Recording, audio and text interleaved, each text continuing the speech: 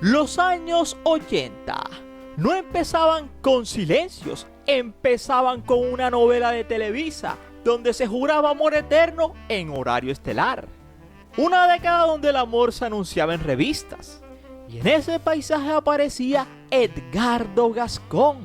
Venía de una estirpe donde el cine y la televisión no eran oficio, sino herencia. Su abuelo cineasta, su padre director y actor. Y era hasta primo de Valentín Trujillo Gascón. Pero Edgardo no vivía de apellidos. Se abrió camino a pulso propio. Había aparecido en 1983 en Bodas de Odio, como el Fernando. Y para 1984 se le abrían las puertas cuando aparecía como el Memo, el hermano problemático de Pedro Navajas en Pedro Navajas. Ese hermano vividor que vivía a la sombra de Pedro. El que se peleaba con las mismas mañas que su hermano, con el Cumbias. El que nunca era el protagonista. El que siempre quedaba un paso atrás. Y que desde entonces se hizo un asiduo de las películas del famoso cine home mexicano. Pero su aparición también en Carrusel de las Américas de 1992 lo consagraban como un actor versátil. Así que literal, la vida parecía perfecta para Edgardo Gascón, de esas que en los 80 y 90 venían con música de fondo y crédito final asegurado. Carrera firme, apellido respetado, pantalla grande y chica, todo estaba en orden. Hasta que apareció Maite Lascurain, cantante de Pandora, como si el destino necesitara duplicar el apellido para subrayar la tragedia. Edgardo se enamoró perdidamente de ella. No con tibiezas, no con reservas. Se enamoró como ese amor de novelas, donde él siempre era el galán. Y por ende, como los hombres que todavía creen que el amor es una promesa cumplible. Y entonces el amor se dio. Hubo compromiso, hubo anillos, hubo planes y hubo promesa. Pero resulta y acontece que Maite estaba enamorada de Manuel Mijares. Edgardo amaba a aquella mujer, Maite. Era especial con ella. Le enviaba flores, le enviaba canciones. Que de hecho también fue cantante. La llamaba a primera hora de la mañana, invitaba a almorzar al mediodía y por la noche la invitaba a cenar. Y aunque en 1991 Maite y Edgardo anunciaban con bombos y platillos al mundo que se casaban, como se anuncia con certeza, algo que pasaba en los 90, con sonrisas públicas y promesas privadas, ella, de un momento a otro, lo canceló todo cuando ya estaba enamorada del mismísimo Manuel Mijares. No fue por falta de amor recibido de Edgardo. Edgardo era detallista hasta excesos, de esos que se recuerdan fechas, silencios y estados de ánimo. La amaba con locura y como una fiera con devoción, una entrega casi anticuada. Pero el amor no funciona como las novelas, el gran error de Edgardo, de ese galán perfecto que quizás se creyó que podía actuar como con las novias de su hermano Pedro Navajas. Porque mientras Edgardo amaba con ellos, Maite amaba en silencio a otro con la imaginación. Y contra eso no hay flores, contra eso no hay promesas, contra eso no hay anillos que compitan. Él estaba ahí completo, dispuesto y ferozmente enamorado. Ella, en cambio, ya vivía en otra canción, en otra voz y en otro escenario. Incluso hasta hoy en día sigue siendo amiga de Mijares, y lo confesó ella misma, como si fuera un amor platónico. Así que la boda no se canceló por falta de pasión, sino por exceso de contradicción. El hombre que más la amó no fue el elegido, y el elegido no era el que estaba esperando en el altar. Muy de los 90 y muy cruel, donde el compromiso perdió frente a la balada correcta. Y entonces ahí entendió Edgardo que algunos hombres como él nacían para ser príncipes en la ficción, pero personajes secundarios en el corazón de la mujer que amaba. Lo podía tener todo: mujeres, fama, antepasados.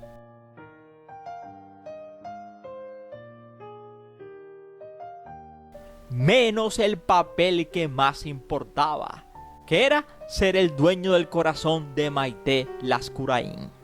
Así que esa es la teoría que más adecua a la desaparición de Edgardo del mundo del cine y la televisión. Porque un año después de aquel desplante que le hizo Maite, de aquella vergüenza, de ese no dicho sin odio, pero con consecuencias, no solo canceló una boda, canceló algo más hondo. Edgardo empezó a desaparecer desde entonces. No hubo pleitos ni reclamos públicos, ni portadas. Fue peor, fue un silencio. Y los silencios duelen más a veces. Y que en el espectáculo suenan como a una partida lenta. Como esos que piensan que cambiando de cielo, cambian de destino. Allá trató de quitarle a la potra zaina a Miguel Baroni, pero tampoco lo logró. Y en uno de esos diálogos, la potra le confiesa en la ficción: te quiero, Ignacio, no al hombre, al amigo. Como si la historia de la realidad se repitiera en la ficción. Y eso quizá lo hizo entender.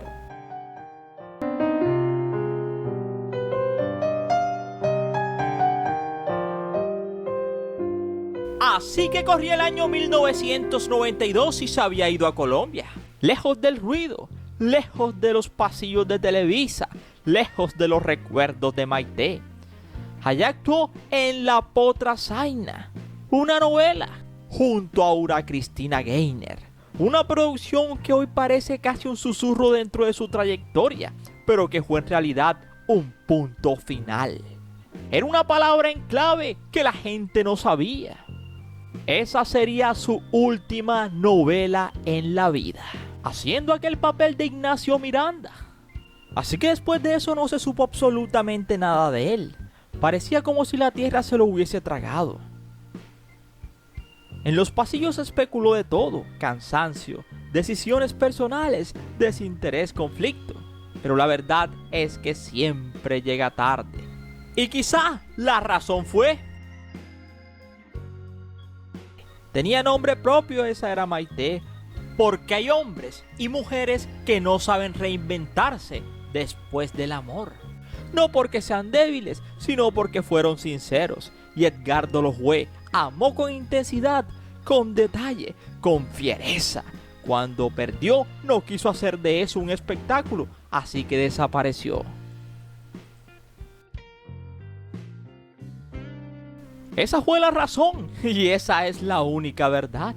Después de los mediados de los años 90, nadie absolutamente supo su paradero. Hasta que hoy se sabe que se fue a los Estados Unidos, país al que emigró en el año 95. Se fue a radicar para reinventarse como profesional en los medios de comunicación. Justo en aquellos años, cuando ya su nombre empezaba a sonar más a un recuerdo que a un presente. Le ofrecerían un trabajo como presentador de noticias. Le surgía alguien que supiera pararse frente a una cámara, improvisar, comunicar y dar credibilidad. Lo llamaron curiosamente, no para que fuera el mismo, sino para que pareciera de todo. Un actor con pinta de galán, pero con oficio suficiente para no verse falso entre herramientas, harina o lo que fuera. Así que aquel galán, que había sido príncipe hermano conflictivo y hombre abandonado, ahora explicaba oficios, narraba cápsulas informativas, ya no fingía vidas ajenas, habitaba la suya. Y la ironía es perfecta. Cuando dejó de actuar, por fin dejó de huir. Tal vez entendió que la actuación le había dado fama, pero no refugio, que el amor lo había expulsado de los escenarios, pero la vida, con menos luces, todavía le ofrecía un lugar. Así que Edgardo Gascón no desapareció, simplemente se ha transformado hoy en día en un presentador, porque a veces el verdadero giro de una historia no es volver, sino quedarse, aunque sea en otro papel. Mientras Maite no terminaría casándose con Mijares, sino con Fernando Iriarte, quien se había casado con Yuri en 1988, e hijo de la famosa comunicadora Maxine Goodside, pero se divorció hace años. Pero ahora en la madurez reflexiona y da por entendido que el verdadero hombre que la amó fue ese que no valoró, Edgardo Gascón. Mientras a Gascón no se le conocen parejas. Así que para algunos eso ha dado a entender algo que todos piensan bajito, pero que no dicen, que quizá aquel desprecio en la juventud dejó marca, no una herida escandalosa, sino una más peligrosa. Porque hay hombres que después de amar así no vuelven a amar, no por falta de oportunidades, esas siempre sobran, sino por exceso de memoria. Y Edgardo parece haber entendido algo muy mexicano, muy cruel y muy sabio. ¿Para qué le muevo si ya sé cómo acaba? Así que el príncipe terminó viviendo sin reino. El galán que lo tenía todo decidió quedarse con nada, o con lo único que no traiciona, la tranquilidad. Porque después de que te dejan plantado emocionalmente, él aprendió que el amor puede ser muy bonito, pero también muy imprudente. Y así sin escándalos, sin confesiones televisivas, sin lágrimas en jacuzzi ajeno, Edgardo eligió que el anonimato sentimental era lo mejor. No sabemos si fue trauma, dignidad o simple cansancio, tal vez un poco de todo eso, como casi todo en la vida, porque hay desprecios que no se rompen, pero le enseñaron a no volver a exponerse. Y eso, aunque no venda revistas, también es una forma de sobrevivir. Así que la paradoja de esta historia es que ha llegado con los años. Mientras ella tiene 65 años y anda sola, sin hijos, recorriendo el mundo, como quien busca una estación donde bajarse tarde.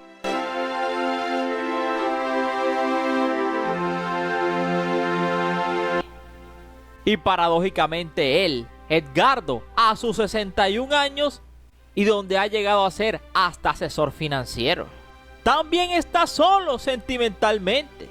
No se le conoce pareja, tampoco hijos que mostrar, pero eso sí, con un perrito. Y no cualquier perrito, Henry se llama. Es como si fuera su hijo, un perrito que viste de rojo como él, y le habla al perro como si fuera su hijo. No es tontería, es supervivencia emocional, porque ese perrito es como si fuera su legado, su linaje, su alguien que lo espera en casa.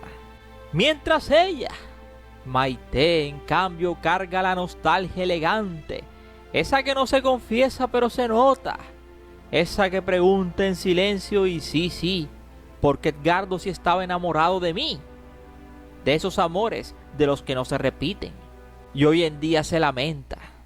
Pero así son las cosas, porque en México a veces el amor no se pierde, se aplaza hasta el absurdo. Y al final ni ella fue madre ni él fue padre, hasta ahora.